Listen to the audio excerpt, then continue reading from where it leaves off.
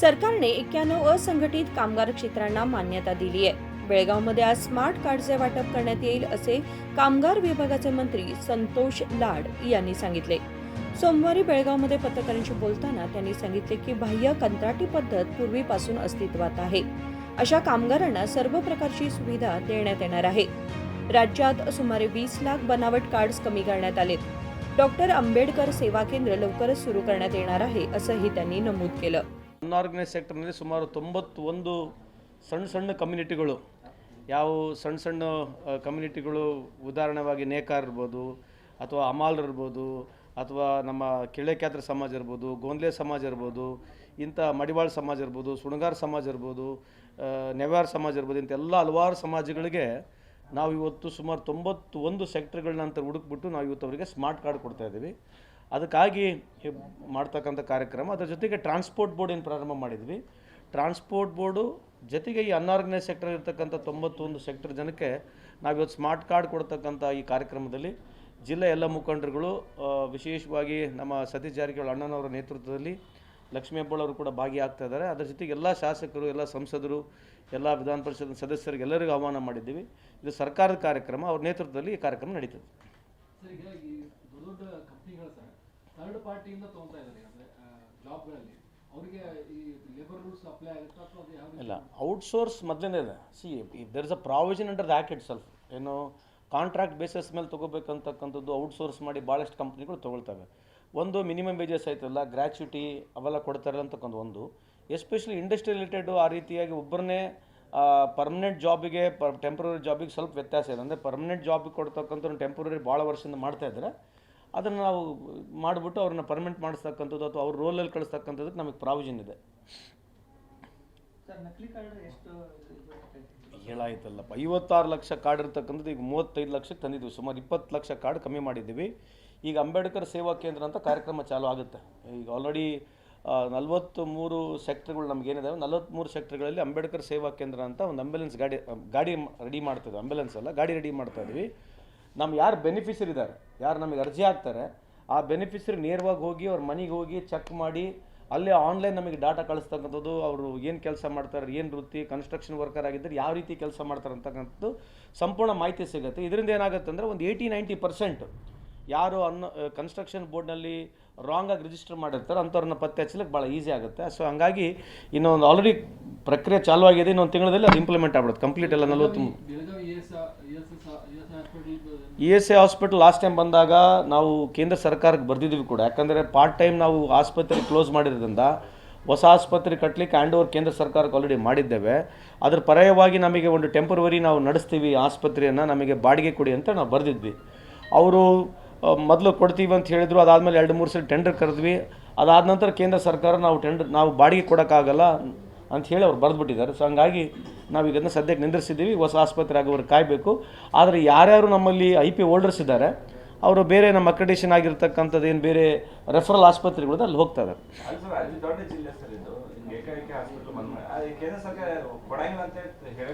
ರೈಟಿಂಗ್ನಾಗ ಲಿಖಿತ ರೂಪದಲ್ಲಿ ಕೊಡ್ತೇವೆ ನಿಮಗೆ.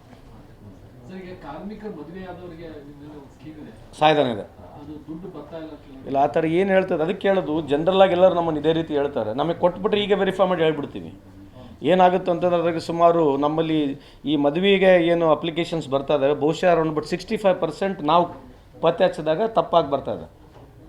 ಯಾಕಂದ್ರೆ ಅದಕ್ಕೆ ಸ್ವಲ್ಪ ದುಡ್ಡು ಜಾಸ್ತಿ ಇರೋದ್ರಿಂದ ಕೆಲವರು ಯಾರು ಕಟ್ಟಡ ಕಾರ್ಮಿಕರಲ್ಲ ಅವರು ಕೂಡ ಅದನ್ನ ಅಪ್ಲೈ ಮಾಡ್ತಾರೆ. ಸೊ ನಿಮ್ದು ಏನಾರ ಪರ್ಟಿಕ್ಯುಲರ್ ಇಲ್ಲೇ ಇದ್ದರೆ ಇಲ್ಲೇ ಕೊಡಿ. ಈಗ ನಮ್ಮೆಲ್ಲ ಇಲ್ಲೇ ಬೋರ್ಡ್ ಎಲ್ಲ ಇದೆ, ಇಲ್ಲೇ ನಾವು ವೆರಿಫೈ ಮಾಡಿ ಹೇಳ್ಬಿಡ್ತೀವಿ. ಕೊಡಿ, ಅದು ಕೊಡ್ರಿ. ಅಲ್ಲಿ ನೀವು ಕೊಟ್ರಿ ಪ್ರೆಸ್ ಮೀಟ್ ಮುಗಿಲ್ಲ ಬಾರ್ಜಾ ಅಲ್ಲಿ ಕೊಡಪ್ಪ, ಮಾತಾಡ್ತಾನೆ. ಈಗಲೇ ತಂದು ಕೊಡ್ರಿ. ಹೆಂಗೆ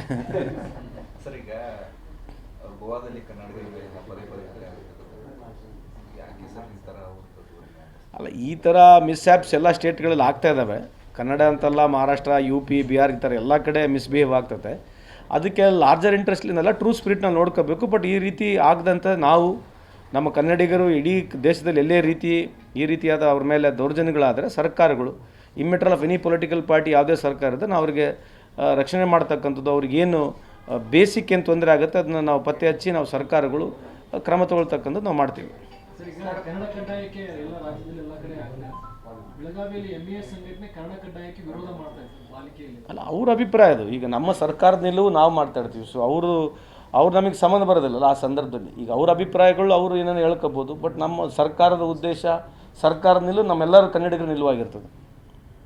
ಸರ್, ನಿನ್ನೆ ವಿಜಯಪುರದಲ್ಲಿ ಸಮಾವೇಶ ಆಯಿತು. ಮಲ್ಲಿಕಾರ್ಜುನ ಖರ್ಗೆ ಅವರು ಭಾಳ ನೋವಿನಿಂದ ಮಾತಾಡಿದ್ರು. ನಾನು ಸುಮಾರು 40-45 ವರ್ಷ ಕಾಂಗ್ರೆಸ್ನಲ್ಲಿ ಇದ್ದೆ, ಬ್ಲಾಕ್ ಅಧ್ಯಕ್ಷನ ಇರ್ತದೆ, AICC ಅಧ್ಯಕ್ಷನಾಗಿದ್ದೀನಿ, ಆದರೆ CM ಆಗೋ ಅವಕಾಶ ಸಿಗಲಿಲ್ಲ.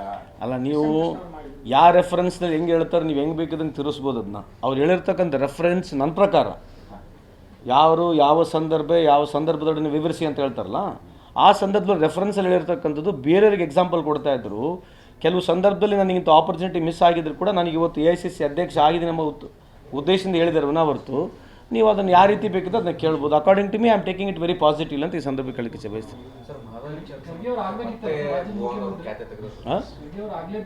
ಈ is one of the most eligible person.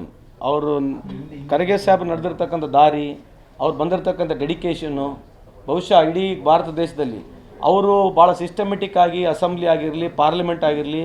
ನಾನು 2004 ಇಸ್ವಿನಲ್ಲಿ ಅವ್ರು ನನಗೊಂದು ಸ್ವಲ್ಪ ಅವಕಾಶ ಇತ್ತು ಅವ್ರ ಜೊತೆ ಪಾರ್ಲಿಮೆಂಟ್ನಲ್ಲಿ, ಅಸೆಂಬ್ಲಿನಲ್ಲಿ ತಿರುಗಾಡ್ಲಿಕ್ಕೆ. ಇಲ್ಲಿ ಬೆಳಗಾಂನಲ್ಲಿ ಮೊದಲನೇ ಬಾರಿಗೆ ಅಸೆಂಬ್ಲಿ ಆಗಿತ್ತು ಅವಾಗ, ನಿಮ್ಗೆ ನೆನಪಿರಬೇಕು. ಕುಮಾರಸ್ವಾಮಿ ಅವ್ರು ಚೀಫ್ ಮಿನಿಸ್ಟರ್ ಇದ್ದಾಗ ರಾತ್ರಿ 10 ಗಂಟೆ 11 ಗಂಟೆವರೆಗೆ ಕೂಡ ಅವ್ರು ಇರ್ತಾಯಿದ್ರು.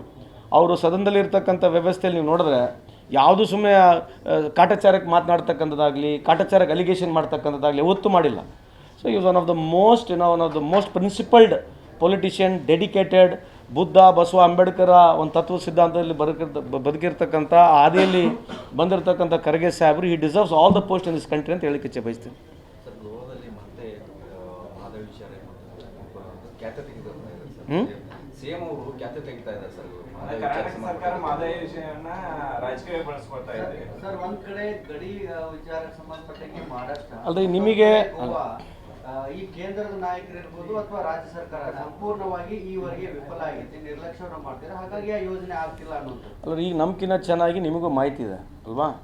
ನೀವು ನಮ್ಮನ್ನು ಕೇಳ್ತೀರಿ, we are very happy to answer it, but you don't know what is the reason. ಮತ್ತು ನೀವು ಅವ್ರನ್ನೇ ಕೇಳೋದು BJP, ನೀವು ಅದನ್ನ ಕಡ್ಡಾಯ ಅಲ್ರಿ ಕೇಳೋದಲ್ರಿ. ನೀವು ಜನಕ್ಕೆ ಕೂಡ ಅರ್ಥ ಮಾಡೋಕ್ಕಂಗೆ ಹೇಳ್ಬೇಕು. ಯಾಕಂದ್ರೆ ನೀವೇನು ಕನ್ಕ್ಲೂಡ್ ಮಾಡ್ತೀರಿ ಅದೂ ಇದೆ. ಕನ್ಕ್ಲೂಡ್ ಸರಿಯಾಗಿ ಮಾಡಿರಿ. ಕೇಂದ್ರ ಸರ್ಕಾರದ ವೈಫಲ್ಯತೆ ಅಂತ ಹೇಳಬೇಕು. ಯಾಕಂತಂದರೆ ಪದೇ ಪದೇ ಮುಖ್ಯಮಂತ್ರಿಯವರು ದುಡ್ಡು ರೆಡಿ ಇದ್ದೀವಿ, ಟೆಂಡರ್ ಕೂಡ ಕರೆದಿದ್ದೀವಿ ಅಂಥೇಳಿ 100 ಸಲ ಹೇಳಿದ್ರು ಕೂಡ ಎಲ್ಲ ವಿಷಯದಲ್ಲಿ ಇದೇ ರೀತಿ ಮಾಡ್ತಾ ಇರ್ತಾರೆ. ಇದು ಮಾದಾಯ ಆಗಿದೆ ಅಂಥೇಳಿ BJP ಅವರು ಸರ್ಕಾರ ಎಲ್ಲ ಮೆರವಣಿಗೆಗಳನ್ನ ಮಾಡಿ ಮತ್ತು ಅದ್ರ ಬಗ್ಗೆ ಏನು ಕೇಳಲ್ವಾ ನೀವು? ಈಗ ಅವ್ರೇನು ಆರ್ಕೆ ಉತ್ತರ ಕೊಟ್ಟು ಹೋಗ್ಬಿಡ್ತಾರ? They are not responsible for this to ask anything on this issue. BJP has got in a morality. ಅವರೇ ಬಂದು CNG ಗೆಜೆಟ್ ತೋರಿಸಿ ಎಲ್ಲ ಮೆರವಣಿಗೆ ಮಾಡಿಬಿಟ್ರಲ್ರಿ. ಈಗ ಅವರದೇ ಸರ್ಕಾರದಲ್ಲಿ ಸರ್ BJP, ಬಟ್ ಅದ್ರ ಬಗ್ಗೆ ತುಟಿ ಪಿಟಿ ಕಾಣ್ತಾ ಇಲ್ಲ ಸರ್. ಅದು ನೀವು ಅವ್ರನ್ನ ಕೇಳಬೇಕ್ರಿ. ನಾವು ಹೇಳಿದ್ರೆ ಮೋದಿ ಸಾಹೇಬ್ರ ವಿರುದ್ಧ ಮಾತನಾಡ್ತೀವಿ, BJP ವಿರುದ್ಧ ಮಾತನಾಡ್ತೀವಿ ಅಂತ ಕೆಲವರು ಹೇಳ್ತಾರೆ. ನೀವು ಅವ್ರನ್ನೇ ಕೇಳಬೇಕು. ಪಟ್ಟಿಯಾಗಿ ಗಟ್ಟಿಯಾಗಿ ಹಿಡ್ಕೊಂಡು ಕೇಳ್ರಿ. ಒಬ್ಬರು ಒಂದು ಉತ್ತರಕ್ಕೆ ಬರಲ್ಲ, ಒಂದೊಂದು ಪ್ರಶ್ನೆಗೂ ಉತ್ತರಕ್ಕೆ ಬರಲ್ಲ. ಅವ್ರು ಹೇಳ್ತಾರೆ ಈ ರಾಜ್ಯ ಸರ್ಕಾರದ ಅವರು ಕೂಡ ನೀವು ತಗೊಂಡು ಹೋಗ್ಬೇಕು ಅನ್ನೋ ನಿಟ್ಟಿನಲ್ಲಿ ಹೇಳ್ತಾರೆ. ಅಲ್ರಿ, ಈಗ ಗೋವಾಗೆಲ್ಲ ಕ್ಲಿಯರೆನ್ಸ್ ಕೊಟ್ರಲ್ಲ, ಬೇರೆ ಕಡೆ ಎಲ್ಲ ಕ್ಲಿಯರೆನ್ಸ್ ಕೊಟ್ರಲ್ಲ, ಹಿಂಗೆ ಮಾಡಿದ್ರಂತಲ್ಲಿ. ಎನ್ವೈರ್ಮೆಂಟ್ ಕ್ಲಿಯರೆನ್ಸ್ ಇಲ್ಲಿದ್ರು ಕೂಡ ಅವ್ರು ಕ್ಲಿಯರೆನ್ಸ್ ಕೊಡಲಿಲ್ಲ ಅಲ್ವಿ. ಹೆಂಗೆ ಕೊಟ್ರಂತ ಮತ್ತೆ ಅಲ್ಲಿ ನೋಡ್ರಿ. ನೀವು ಮಾಡ್ಸ್ಕೊಂಬರಲ್ಲ, ನಿಮ್ಮ ಹತ್ರ MP ಗಳಿದಾರಲ್ಲ. ಸುಮ್ಮನೆ ಒಂದು ಹೇಳೋದು. ಮಾನ್ಯ ಮುಖ್ಯಮಂತ್ರಿಯವರು, ಉಪಮುಖ್ಯಮಂತ್ರಿಯವರು, ಸಂಬಂಧಪಟ್ಟ ಸಚಿವರು ಹಲವಾರು ಸಲ ಹೋಗಿದ್ದೇವೆ, ಲೆಟರ್ಗಳು ಕೊಟ್ಟಿದ್ದೇವೆ. ಮಾನ್ಯ ಮುಖ್ಯಮಂತ್ರಿ ಬಹಿರಂಗವಾಗಿ ತಮಗೆ ಹೇಳಿದ್ದಾರೆ.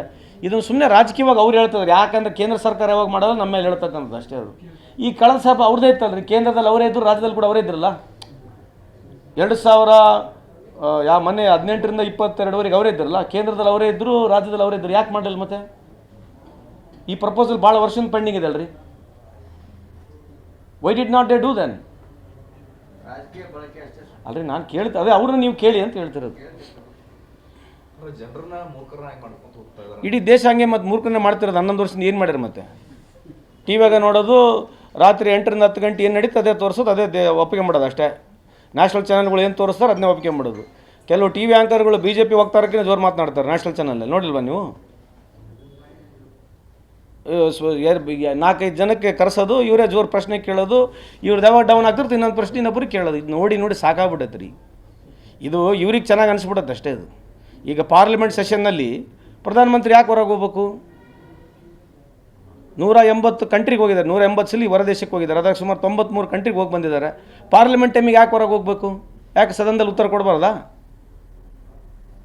ಇದು ಕೇಳೋಕ್ಕೆ ಅವಕಾಶ ಎಲ್ಲರಿಗಿಲ್ಲ? ಏನೋ ಕಡೆ ಕಟ್ಟ ಬಡವನು ಕೂಡ ಅವಕಾಶ ಐತೆ, ಅಧಿಕಾರ ಐತೆ ಕೇಳೋಕ್ಕೆ, ಅದನ್ನ ಕೇಳಬಾರ್ದು ಅವರಿಗೆ.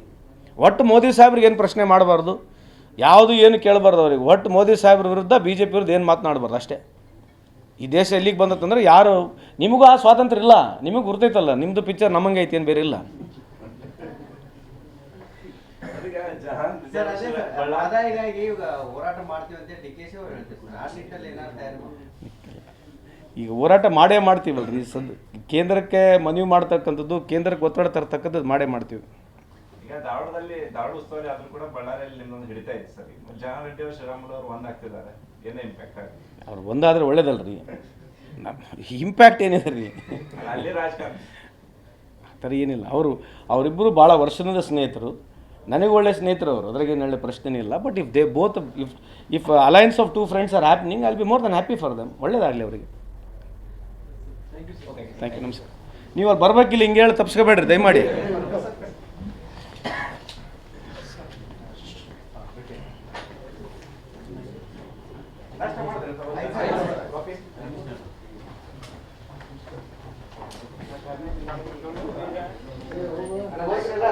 नागेश बंद अशोक बंद